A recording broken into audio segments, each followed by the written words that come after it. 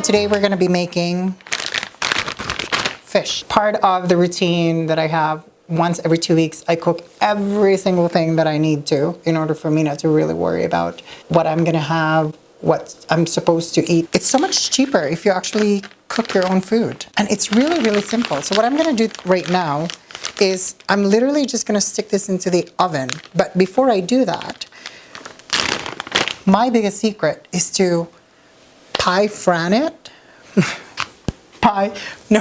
pan fry it first so that it gives you a little bit of that smokiness from the skin. I love the skin of the salmon. By the way, this is frozen. So I just defrosted it since I got into the supermarket. The first thing that I do is take out the ones that are frozen and I just stick it in the sink. I initially want to do with these is pan fry them, like I said, so that it actually retains the fat and the flavoring. And when you spice it up, then it kind of soaks it in a little bit more. I just find that when you pan fry something, especially when you're doing like a steak, normally I would just pan fry them and practically eat them raw, especially if it's a really good kind of meat. But for fish, you can eat it raw, but I mean, I'm not going to eat this raw. So what I do is pan fry, especially the skin, because I want that texture of crispiness. And I'm going to show you how not to overcook your fish.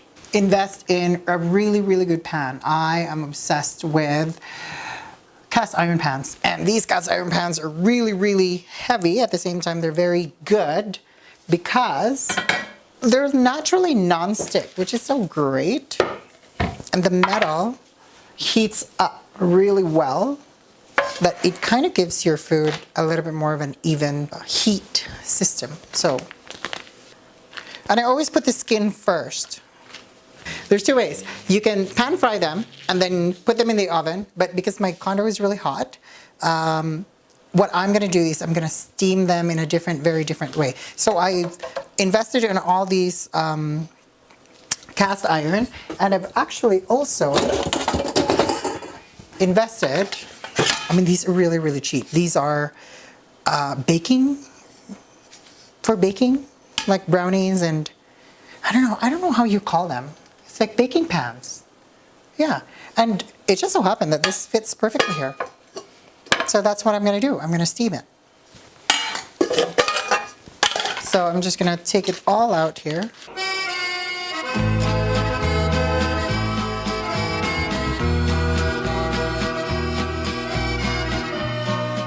Okay, now that we have the salmon on here, what I'd like to do is just season them.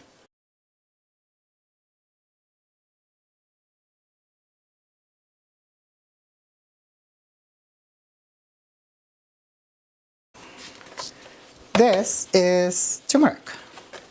So what I'm going to do is literally, I don't know if you can see that, so maybe move. Garnish this with oil.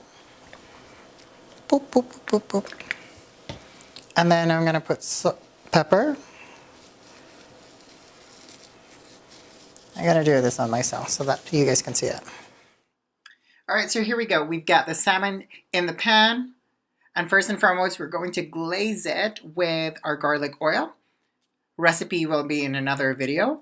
And we're going to grab some generous amount of pepper. And it really depends on your taste buds here. We're going to then grab some salt. I like to use Himalayan salt. And at this time, we're going to add in your turmeric.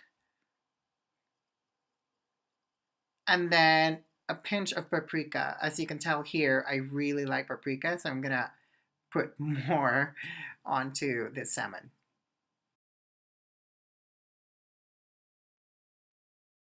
Make sure that you have water and you've got your oil. Oil, when you put it on a pan, it actually becomes a conductor, sorry, I should say. And when that happens, nothing is going to stick underneath the bottom. It's just going to be evenly cooking. So as you can tell here, it's cooking pretty good. Now, do you remember those pans that I was showing you? We're gonna use that later so that I can steam or bake my fish. So I mean, the oven works totally just fine, but it's just not. It's too hot in here in the middle of winter. And I have this little spatula. I don't know if you can see that. It's a really old one. Had it for years. So it's easy for you to like. Okay, so see, it's resisting. So what I want to do is then put oil in it. And this is a garlic oil that maybe one day when I'm making it, I actually am going to show you. Oh, that smells so good. I'm going to show you how I did it so that you guys can actually make it at home. I mean, I love the smell of this. Oh, look at that. I don't know if you guys can see that. Look. Now, what we're going to do, knowing that the bottom part is already cooked, like see, it's not sticking anymore. So I'm going to put them upside down. Oh, I scraped the other one. Now, because it's cast iron, I can literally turn it off, put these things in, and put water in.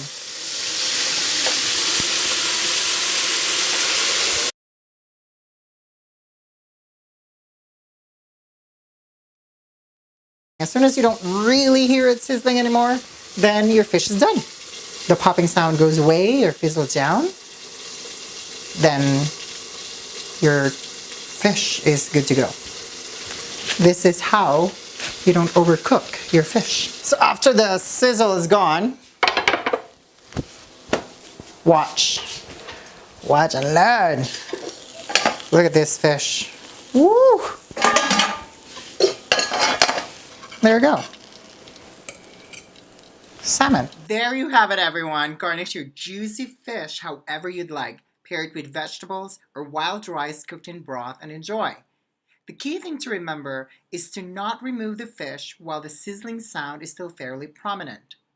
Thank you so much for watching. If you've learned something from this video, would really appreciate you hitting the like button and sharing this to all your friends. If you are new to the channel, welcome. I post videos weekly. Topics like my love for food, quick and easy tricks to help you pack a lunch, meditation to yoga practice, and fashion. Because when you feel good, you are looking good. Hit that subscribe button and comment below. I love to hear suggestions and love to hear what you think of this video. Ciao!